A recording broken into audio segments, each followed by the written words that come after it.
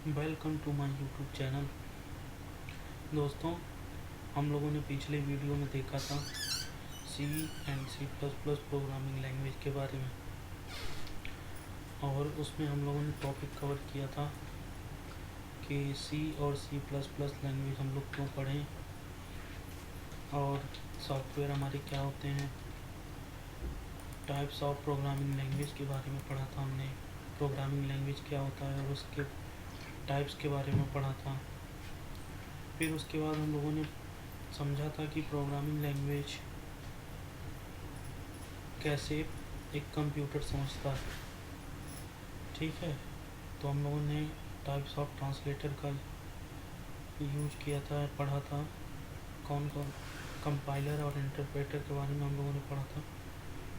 और फिर उसके बाद में हम लोगों ने देखा था सी के इंट्रोडक्शन को और सी के फीचर्स को देखा था, और एप्लीकेशन ऑफ सी उसको देखा था। और सी स्ट्रक्चर से पहले हम लोगों ने आईडी कैसे इंस्टॉल किया जाता है और उस पर कैसे प्रोग्राम को लिखा जाता है, कैसे रन कराया जाता है, उसको हम लोगों ने देखा था। तो एक बार आइए फिर से हम आपको सी स्ट्रक्चर के बारे में रिवाइज करा देते हैं, फिर उसके बाद हम लोग आगे बढ़ते हैं। ठीक है, तो सी स्ट्रक्चर में जो इम्पोर्टेंट होता है वो होता है हमारा पहला कमेंट सेक्शन। कमेंट सेक्शन होता है जिसमें हम लोग पर्पज लिखते हैं कि हम लोग किस टाइप का प्रोग्राम बना रहे हैं, किसके लिए बना रहे हैं, इसका ऑब्जेक्टिव क्या है। तो हमारा पहला होता है कमेंट सेक्शन। कमेंट में हम लोग ये डिस्क्राइब करते हैं कि ये प्रोग्राम इसलिए बना रहे हैं ताकि इन फ्यूचर में जब भी हम लोग प्रोग्राम को ओपन करें तो उसको समझ सकें और उसका यूज कर सकें। क्योंकि फ्यूचर में जब भी आप प्रोग्रामिंग करोगे तो कभी कभी ऐसा होता है कि हमारे पास नंबर ऑफ लाइन के कोड आ जाते हैं, जिसके द्वारा हम लोग क्या होता है उसको समझ पाना, रीड कर पाना, और उसका मेन ऑब्जेक्ट क्या होता है उसको नहीं समझ पाते हैं। तो मेनली जब भी आप प्रोग्राम लिखें तो कमेंट सेक्शन का यूज ज़रूर करें, जिससे आप प्रोग्राम इन फ्यूचर कभी ओपन करें तो उससे समझ सकें कि हाँ, ये हमने प्रोग्राम किस लिए राइट किया था। ठीक है, फिर दूसरा जो होता है सी एंड सी प्लस प्लस में यूज किया जाता है, वो यूज किया जाता है हेडर फंक्शन। ठीक है, क्या इंक्लूड करते हैं हम लोग? हेडर सेक्शन इंक्लूड करते हैं। हेडर सेक्शन के अंदर ही हमारे सारे बिल्ट इन फंक्शन होते हैं, जिसका यूज करके हम लोग क्या करते हैं, प्रोग्राम को लिखते हैं, रन कराते हैं।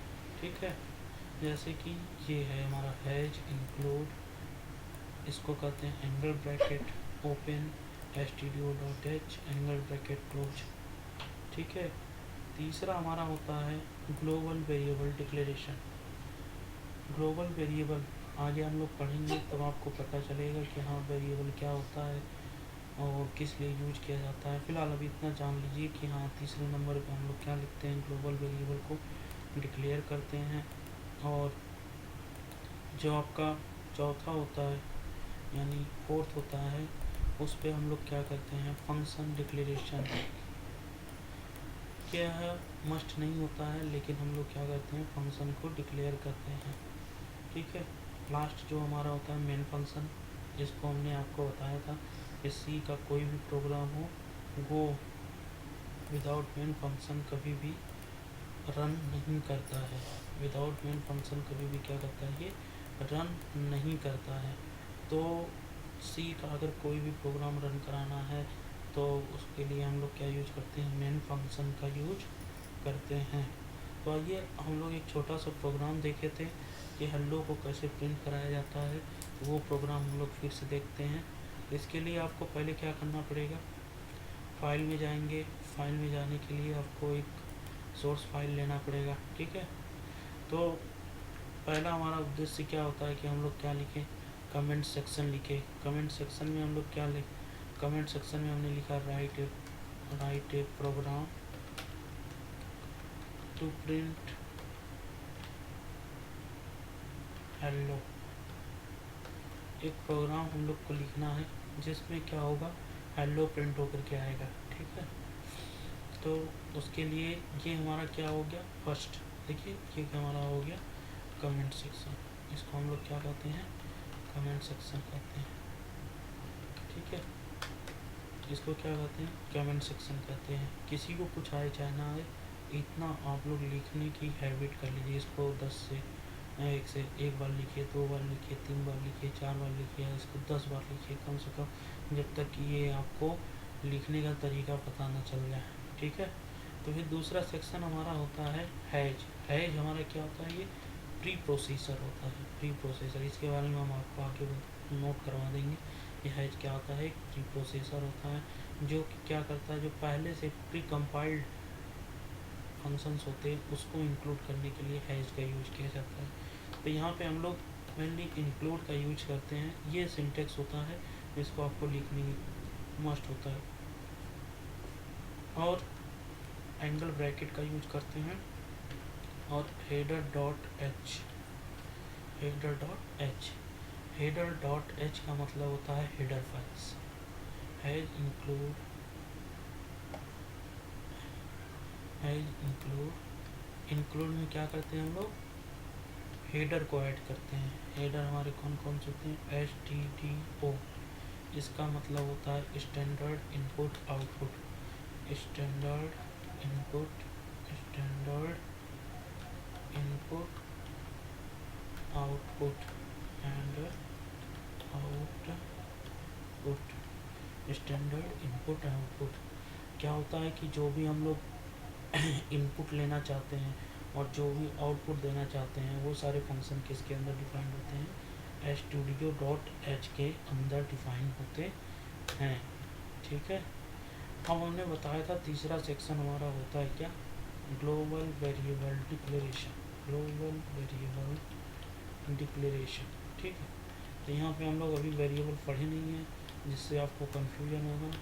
जब हम लोग आगे पढ़ेंगे तो इसको भी डिस्कस कर लेंगे। तो मेनली लास्ट जो होता है हमारा फंक्शन भी होता है, तो इसको भी हम लोगों ने पढ़ा नहीं है, तो इसको भी जब हम पढ़ लेंगे तब फंक्शन डिक्लेरेशन, तो इसको भी जब हम पढ़ लेंगे तब इसके बारे में सोचेंगे। अभी फ़िलहाल जानते रहिए कि ये होता है। अभी बताने का मतलब है आपको समझ में नहीं आएगा और कन्फ्यूजन बहुत होगी। तो 1 2 3 4 हो गया। लास्ट हमारा होता है मेन फंक्शन।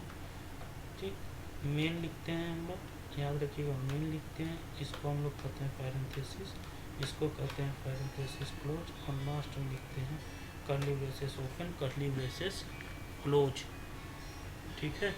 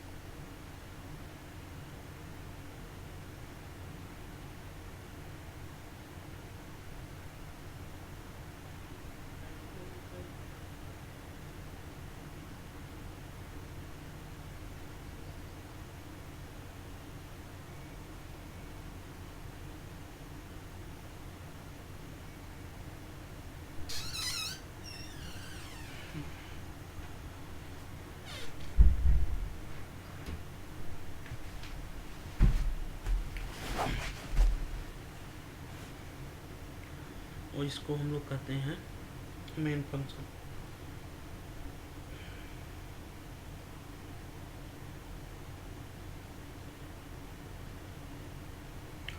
मेन फंक्शन क्या होता है कि कोई भी प्रोग्राम या फंक्शन होता है वो कहाँ से रन होता है, आपका मेन फंक्शन से रन होता है, ठीक है।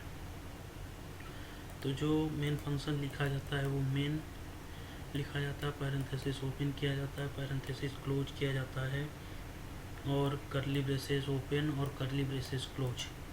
इसको हम लोग कहते हैं ब्लॉक सेक्शन कहते हैं, जिसके अंदर कोड लिखा जाता है। इसको हम लोग क्या कहते हैं, ब्लॉक सेक्शन। इसके अंदर हम लोग क्या करते हैं, कोड को इम्प्लीमेंट करते हैं, ठीक। इतना लिखने के बाद हम लोग क्या करते हैं, इसको सेव करते हैं, ठीक। क्या करते हैं, सेव करते हैं, और सेव करने के बाद इसको हम लोग .c एंड C++ में सेव कर सकते हैं, ठीक है। .c या .cpp। अगर C++ है तो .cpp, अगर C है तो .c से सेव करते हैं, ठीक है। तो ये हमारा फर्स्ट प्रोग्राम है हेलो का। तो यहाँ पे हम लोग लिखते हैं प्रोग्राम फर्स्ट, ठीक। इसको सेव कर लेते हैं। अब इसको हम लोग क्या करते हैं, कंपाइल करते हैं, ठीक। क्या करते हैं, कंपाइल करते हैं, और यहाँ पे क्या बता रहा है कि हैज इंक्लूड डायरेक्टरी। देखिए एरर बता रहा है, वार्निंग दे रहा है, एरर नहीं है, वार्निंग बता रहा है, ठीक। ये हम लोग इसको कमेंट करते हैं, तो ये कमेंट करने के बाद ये, ठीक। अभी आप ये सोच रहे होंगे कि ये कमेंट का मतलब क्या होता है, अभी सब बताएंगे आपको कमेंट का मतलब क्या होता है, ठीक है। कमेंट का मतलब क्या होता है, कमेंट हम लोग किस लिए यूज करते हैं। तो फिलहाल अभी हम लोग इस प्रोग्राम को रन कराते हैं, कोई भी एरर वगैरह ना आए, ठीक है। देखिए ये प्रोग्राम रन कर गया, लेकिन अभी भी ब्लैक स्क्रीन पे कुछ लिख करके नहीं आ रहा है, ठीक है। क्यों नहीं आ रहा है, क्योंकि हम लोगों ने मेन सेक्शन के अंदर अभी भी कुछ लिखा नहीं। तो अगर आपको कुछ भी प्रिंट कराना हो, अगर आपको कुछ भी प्रिंट कराना हो तो सी में हम लोग किसका यूज करते हैं, प्रिंटफ फंक्शन का। किसका यूज करते हैं, प्रिंटफ फंक्शन का यूज करते हैं। किसका यूज करते हैं, प्रिंटफ फंक्शन का यूज करते हैं। जैसे यहाँ पे हमने हेलो क्या किया, हेलो प्रिंट कर, ठीक। इसको सेव कर लिया, हेलो प्रिंट कर। तो ये प्रिंटफ फंक्शन किसके अंदर होता है, ये प्रिंटफ फंक्शन हमारा किसके अंदर होता है, stdio.h के अंदर होता है। प्रिंटफ का मतलब होता है प्रिंट कराना। ये प्रिंटफ किसके अंदर होता है, studio.h के अंदर होता है।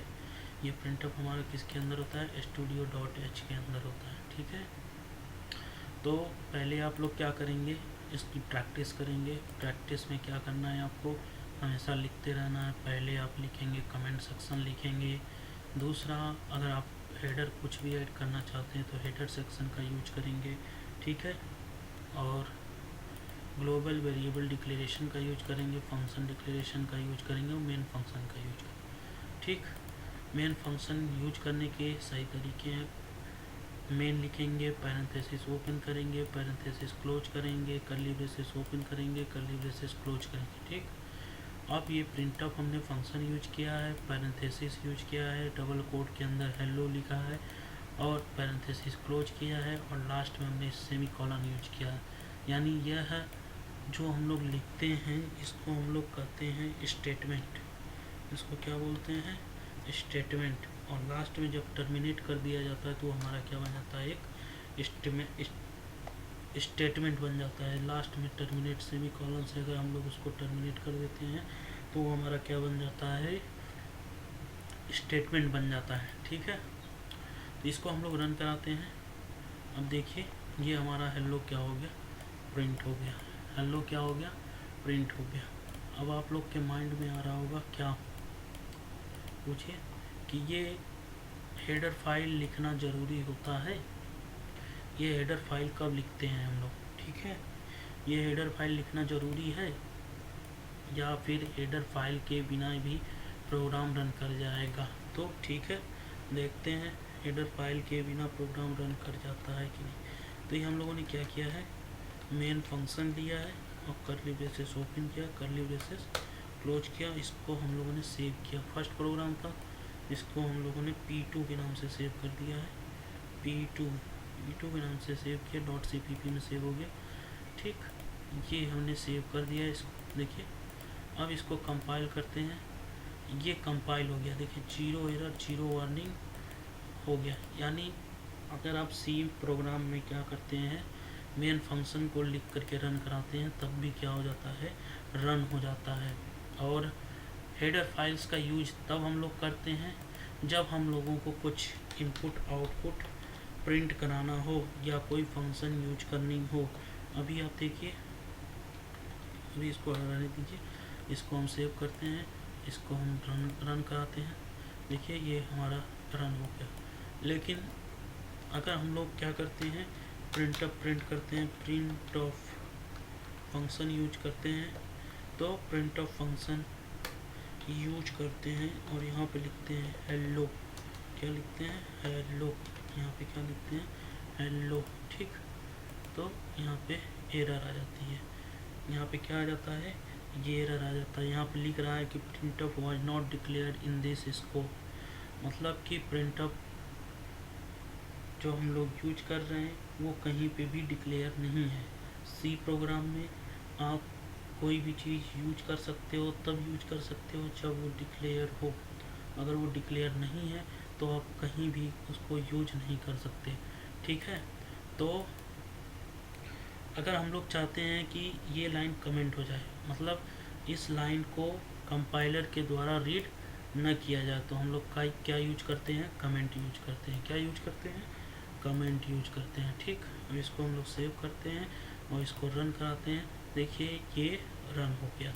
अगर आप चाहते हो कि प्रिंटफ हमारा क्या हो, रन करे, तो उसके लिए हमने बताया था आपको हेडर फाइल ऐड करना पड़ेगा, एच प्रीप्रोसेसर इंक्लूड। ये प्रिंटफ किसके अंदर होता है, stdio .h के अंदर होता है। तो अगर आप इसको लिख करके यूज करते हो तो ये क्या हो जाएगा, कंपाइल हो जाएगा, कोई भी एरर कोई भी वार्निंग नहीं देगा और आसानी से क्या हो जाएगा, ये रन हो जाएगा। तो क्वेश्चन हमारा ये बनता है क्या, कि विदाउट हेडर फाइल्स के प्रोग्राम रन हो जाते हैं। जी हाँ, विदाउट हेडर फाइल्स के भी प्रोग्राम रन हो जाते हैं। हेडर फाइल्स हम लोगों को कब यूज करना है, जब हेडर फाइल के अंदर ही पहले से डिक्लेयर फंक्शन को हम लोगों को यूज करना हो, तब हम लोग क्या करेंगे, हेडर फाइल्स का यूज करेंगे। अदरवाइज हेडर फाइल्स का यूज नहीं करेंगे। ठीक है, तो ये हम लोगों का हो गया एक प्रोग्राम जो हम लोगों ने हेलो प्रिंट कराने का प्रोग्राम बनाया था।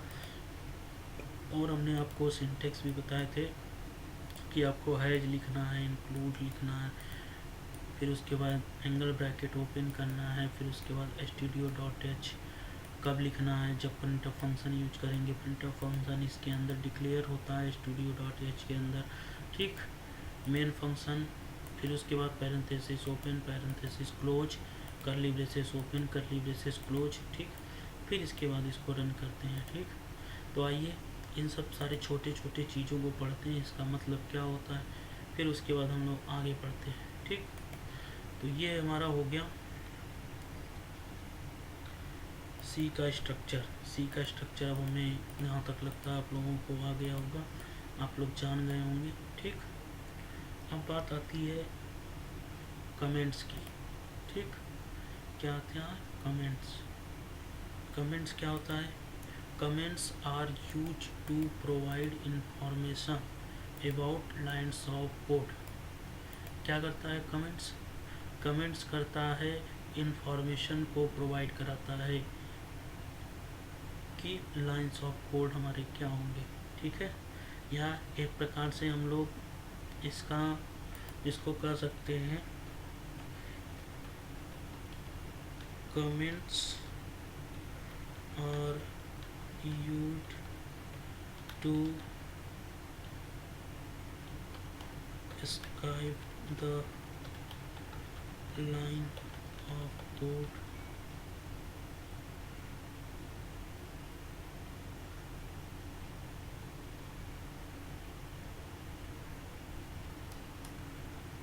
कंपाइलर, अगर हम लोग कंपाइलर को कोड को नहीं पढ़ाना चाहते हैं तो कमेंट का यूज करते हैं। कंपाइलर क्या करेगा, उसको स्काइप कर देगा उस लाइन को और आगे बढ़ जाएगा, उस लाइन को रीड नहीं करता है। ठीक है, तो जिस लाइन को कंपाइलर को रीड नहीं कराना हो उसको हम लोग कमेंट सेक्शन के अंदर डाल देंगे, तो वो क्या करेगा, कंपाइलर उसको रीड नहीं करेगा। ठीक है, कमेंट्स कितने टाइप के होते हैं, कमेंट्स जो होते हैं हमारे 2 टाइप्स के होते हैं। पहला,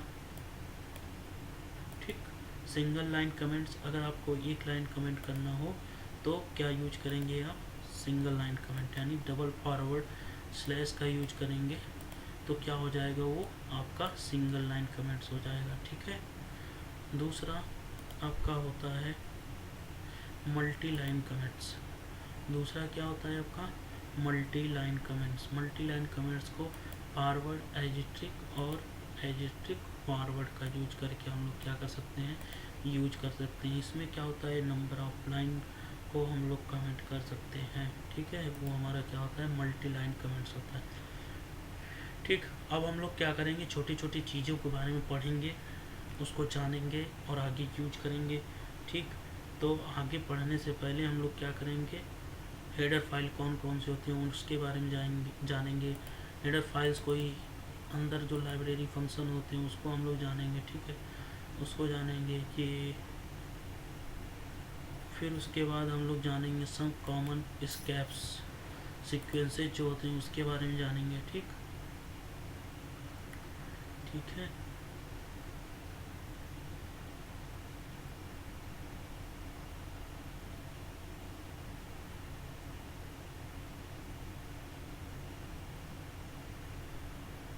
ये सारी चीज़ें हम लोग पढ़ेंगे एक एक करके। ठीक, फिर उसके पहले हम लोग पढ़ लेते हैं डेलीमीटर।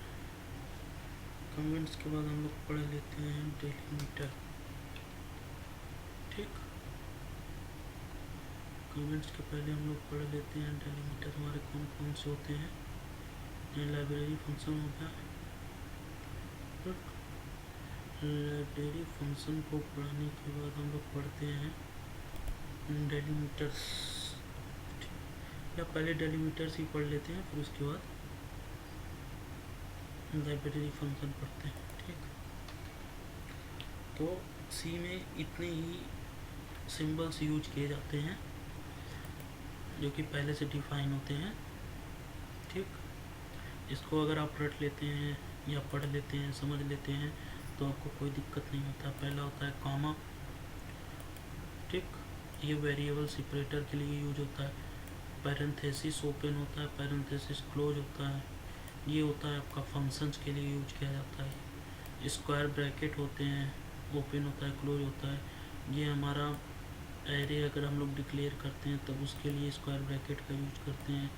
सेमी कॉलन होता है, अगर हम लोगों को कोई भी लाइन टर्मिनेट करनी है तो सेमी कॉलन का यूज करते हैं। कॉलन होता है, अगर हम लोगों को लेबल क्रिएट करना है तब कॉलन का यूज करते हैं। हैज होता है, अभी हम लोगों ने बताया था ना, हैज प्री प्रोसेसर के लिए यूज किया जाता है, जो पहले से कंपाइल्ड होते हैं हेडर फाइल्स या वेरिएबल या जो भी फाइल पहले से कंपाइल्ड होते हैं उसको यूज करने के लिए हैज प्री प्रोसेसर का यूज किया जाता है। करली ब्रेसेस का यूज किया जाता है ब्लॉक ऑफ कोड लिखने के लिए। ये number of block of code, ये number of line of code लिख सकते हैं, स्टेटमेंट लिख सकते हैं, कुछ भी लिख सकते हैं, उसके लिए हम लोग करली ब्रेसेस का यूज करते हैं। डबल इन्वर्टेड कामा का यूज करते हैं।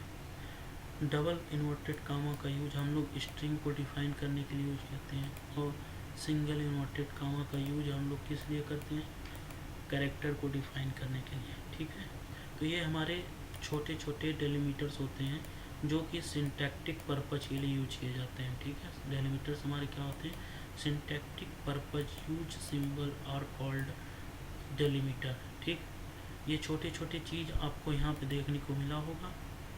यहाँ पे पैरेंथेसिस हमने बताया था ना, फंक्शन, तो मेन हमारा क्या हो गया, फंक्शन हो गया। करली ब्रेसेस का यूज हम लोग क्यों करते हैं, ब्लॉक ऑफ कोड लिखने के लिए करते हैं। ठीक है, अगर हम लोग इसको हटाते हैं, इसको हटाते हैं, ठीक, तो ये एरर बता रहा है, ठीक। लेकिन अगर हम लोग कर्ली ब्रेसेस का यूज कर लें तो ये बताता है कि इसके अंदर ब्लॉक ऑफ कोड लिखे जाते हैं, ठीक है। इसके अंदर क्या होता है, ब्लॉक ऑफ कोड लिखे जाते हैं। देखिए इसको हम लोग ऐसे भी लिख सकते हैं। कोई एरर आ रहा है, नहीं एरर, रन कर रहा है, ठीक है, रन कर रहा है। तो कर्ली ब्रेसेस हम लोग यूज कर सकते हैं, ठीक। लेकिन फंक्शन का यूज हम लोग, ये जो पैरेंथेसिस होता है ये किसी न किसी फंक्शन के लिए यूज किया जाता है, ठीक। तो जिस भी वर्ड के आगे ये पैरेंथेसिस लगा होता है वो मीन्स क्या होता है, आपका फंक्शन होता है, ठीक। क्या होता है, फंक्शन होता है। तो ये आपका रन कर गया, ठीक। तो सिंगल लाइन, ये जो कर्ली ब्रेसेस हो जाए किस लिए यूज किया जाता है, आपका कर्ली ब्रेसेस जो होता है वो किस लिए यूज किया जाता है, ब्लॉक ऑफ कोड के लिए, ठीक है, ब्लॉक ऑफ कोड के लिए यूज किया जाता है। कॉमा अभी आगे पढ़ेंगे वेरिएबल वगैरह, तो उसके बारे में बस इतना जानते रहिए। कॉमा होता है, पैरेंथेसिस, स्क्वायर ब्रैकेट होता है, सेमी कॉलन होता है, इसको कॉलन बोलते हैं, एक्टिव प्रोसेसर, कर्ली ब्रेसेस बोलते हैं, इन्वर्टेड कॉमा का यूज होता है, सिंगल कोट का यूज किया जाता है, ठीक है। अब हम लोग पढ़ते हैं जो सबसे पहले हम लोगों ने पढ़ा था, क्या यहाँ पे इसके बारे में पढ़ते हैं। इसको हम लोग stdio.h को हम लोग बिल्ट इन फंक्शन भी कहते हैं या लाइब्रेरी फंक्शन भी कहते हैं, ठीक है। तो यहाँ पे लाइब्रेरी फंक्शन क्या होते हैं, library function are built in function that are group together and placed in a common location called library, ठीक है। एक बिल्ट इन फंक्शन होता है जो कि क्या होते हैं, बहुत सारे ग्रुप में बने होते हैं और वो क्या होता है एक जगह पे कॉल किया जाता है, जिसको हम लोग क्या कहते हैं, लाइब्रेरी कहते हैं, ठीक। Library function are declared by using many header files. Library functions को हम लोग क्या कर सकते हैं, हेडर फाइल्स के द्वारा यूज कर सकते हैं, ठीक है। और हेडर फाइल्स हमारे सी में कौन कौन से होते तो मेनली बहुत सारे हैं, लेकिन हम लोग देख लेते हैं कौन कौन से होते हैं। stdio.h, stdio.h का मतलब होता है it is a standard input output header file. अगर आपको कुछ भी स्टैंडर्ड टाइप के इनपुट आउटपुट को यूज करना है तो किसका यूज करेंगे, stdio.h का। In which input output function are declared. इसमें क्या होता है कि इनपुट आउटपुट फंक्शन क्या होते हैं, डिक्लेयर होते हैं। conio.h, this is a console input output header file. अगर हम लोगों को कंसोल पे इनपुट लेना हो, आउटपुट देना हो, तो उसके लिए हम लोग क्या यूज करते हैं, conio.h, ठीक है। इसके अंदर बहुत सारे फंक्शन होते हैं जो कि कंसोल पे वर्क करते हैं, ठीक। string.h, string.h का मतलब होता है all string related function are in the, string से रिलेटेड जितनी भी फंक्शंस होते हैं वो किसके अंदर होते हैं, string.h में होते हैं। std live.h, ये क्या होता है, स्टैंडर्ड लाइब्रेरी होती है, इसमें बहुत सारे कॉमन फंक्शंस जो होते हैं वो डिफाइन होते हैं, ठीक है। math.h, इसमें आप समझ सकते हैं मैथमेटिकल से रिलेटेड जो भी फंक्शन होते हैं वो डिफाइन होते हैं। time.h, टाइम से रिलेटेड जो भी फंक्शंस होते हैं वो इसमें क्या होते हैं, डिफाइंस होते हैं, ठीक है। देखिए जो मेनली हम लोग यूज करेंगे उसके बारे में पढ़ लेते हैं, फिर आगे बारे में पढ़ेंगे, ठीक है। प्रिंटअप का यूज किस लिए करते हैं, this function is use to print the all character, integer, float, string etc values on to the output screen. ये क्या करता है, कैरेक्टर हो, स्ट्रिंग हो, इंटीजर हो, ठीक, फ्लोट हो, ये क्या करता है, जो भी वैल्यू इसके अंदर दी जाती है वो कहाँ पे प्रिंट करता है, स्क्रीन पे प्रिंट करता है, आउटपुट स्क्रीन पे। वो आपने ब्लैक स्क्रीन देखी हो कि वो हमारा क्या होता है, आउटपुट स्ट्रिंग होता है, ठीक। स्कैनअप का यूज क्या किया जाता है, कीबोर्ड से डेटा को रीड करने के लिए। अगर हम लोगों को कीबोर्ड से डेटा को रीड कराना है तो उसके लिए हम लोग क्या यूज करते हैं, स्कैनअप का यूज करते हैं, ठीक है। Get c, it reads character from file. अगर हम लोगों को केवल ओनली कैरेक्टर रीड कराना होता है तो हम लोग गेट सी का यूज करते हैं, और अगर हम लोगों को स्ट्रिंग कराना होता है, इनपुट लेना होता है तो गेट यस का यूज करते हैं, और गेट CHR का use get c h r का यूज हम लोग एक कैरेक्टर इनपुट लेने के लिए यूज करते हैं, ठीक। Get c h is use to read a single character from the keyboard which does not display the enter value on screen and does not wait for the enter key. तो ऐसे ही बहुत सारे हमारे functions होते हैं जो कि use किए जाते हैं। जब हम लोग प्रोग्रामिंग यूज करेंगे तो उसमें एक एक करके हर चीज़ को पढ़ेंगे, ठीक है। तो अभी मेनली आप इतने जानते रहिए कि ये हमारे फंक्शंस होते हैं। मेनली जो हमारा होता है वो होता है प्रिंटअप का यूज होता है और स्कैनअप का यूज होता है। इसको हम लोग सीखेंगे, ठीक है। प्रिंटअप और उसका यूज करना सीखेंगे, ठीक। कुछ होते हैं हमारे सम कॉमन स्केप सीक्वेंसेज होते हैं जो कि एक अलग बिहेवियर डिस्प्ले करते हैं। अगर हम लोगों को न्यू लाइन पे जाना होता है तो बैकस्लैश n का यूज करते हैं। हॉरिजॉन्टल स्पेस चाहिए तो बैकस्लैश t का यूज करते हैं। अलर्ट बीप चाहिए तो बैकस्लैश a का यूज करते हैं। अगर बैकस्लैश चाहिए तो डबल बैकस्लैश का यूज करते हैं। अगर हम लोगों को डबल कोट चाहिए तो बैकस्लैश डबल कोट का यूज करते हैं, ठीक है। देखिए यहाँ पे जैसे ये है ना, अगर हम लोगों को इसको प्रिंट कराना है तो इसको हम लोग कॉपी करते हैं, नमस्ते इंडिया, ठीक। इसको हम समझ लेते हैं कि क्यों यूज करते हैं, ठीक है। कंट्रोल एन करते हैं, हमारा प्रोग्राम 3 है तो प्रोग्राम 3 का यूज करेंगे। यहाँ पे क्या करेंगे, write a program to print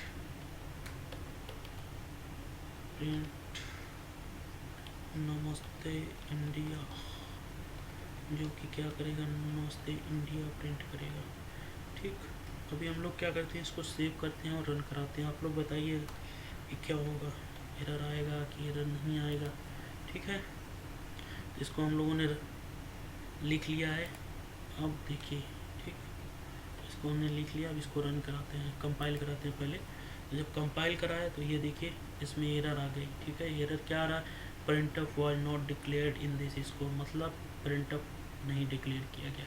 प्रिंटअप किसके अंदर डिक्लेयर किया गया होता है, डिक्लेयर किया गया होता है studio.h के अंदर। किसके अंदर, studio.h के अंदर क्या होता है, ये डिक्लेयर होता है, ठीक है। इसके अंदर डिक्लेयर होता है studio.h के अंदर। अब इसको हम लोगों ने कंपाइल किया, कंपाइल हो गया, 0 एरर आ गई है, 0 वार्निंग आ गया है, ठीक है। तो ये हमारा क्या हो गया, रन हो गया। अब देखिए बैकस्लैश n का मतलब क्या होता है। अभी हम लोग क्या करते हैं, पहले इसको ऐसे ही प्रिंट कराते हैं, ठीक। पहले हम लोग क्या करते हैं, इसको ऐसे ही प्रिंट कराते हैं। ये हमने कंपाइल्ड एंड प्रिंट किया। तो अभी आप देखेंगे कि हेलो वर्ल्ड नमस्ते इंडिया एक ही जगह प्रिंट हो गया है, एक ही लाइन में प्रिंट होकर के आया है। लेकिन अगर हम लोगों को न्यू लाइन पे चाहिए, ठीक, कंट्रोल एंड सॉरी यहाँ पे तो बैकस्लैश n कर देते हैं। अगर हम लोगों को न्यू लाइन पे चाहिए तो न्यू लाइन को प्रिंट करने के लिए बैकस्लैश n का यूज करते हैं। अब आप देख सकते हैं कि हेलो वर्ल्ड एक लाइन में प्रिंट हुआ, उसके नीचे नमस्ते इंडिया प्रिंट हुआ, ठीक है। नमस्ते इंडिया प्रिंट हुआ, ठीक। ये होता है हमारा, ये हमारा होता है क्या, स्कैप सीक्वेंसेज, ठीक। इसको हम लोग क्या कहते हैं, स्कैप सीक्वेंसेज। आप लोग क्या करिएगा, एक एक प्रोग्राम को लिखिएगा, उसको एक एक करके यूज करते जाइएगा, ठीक है। एक एक प्रोग्राम लिखिएगा, उसको एक एक करके यूज करते जाइएगा, ठीक ठीक ठीक ठीक।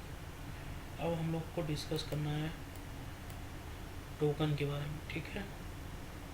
तो इसको हम लोग नेक्स्ट वीडियो में पढ़ेंगे, टोकन्स हमारे कौन कौन से होते हैं, ठीक। नेक्स्ट वीडियो में भी हम लोग इनपुट लेना सीखेंगे और आउटपुट देना सीखेंगे, ठीक। पहले टोकन्स पढ़ेंगे, फिर उसके बाद नेक्स्ट वीडियो में सब कुछ पढ़ेंगे, ठीक। कैसे इनपुट लिया जाता है, कैसे आउटपुट दिया जाता है, कैसे कीबोर्ड के द्वारा इनपुट लिया जाता है, वो सारी चीज़ें हम लोग क्या करेंगे नेक्स्ट वीडियो में कवर करेंगे। तब तक के लिए धन्यवाद।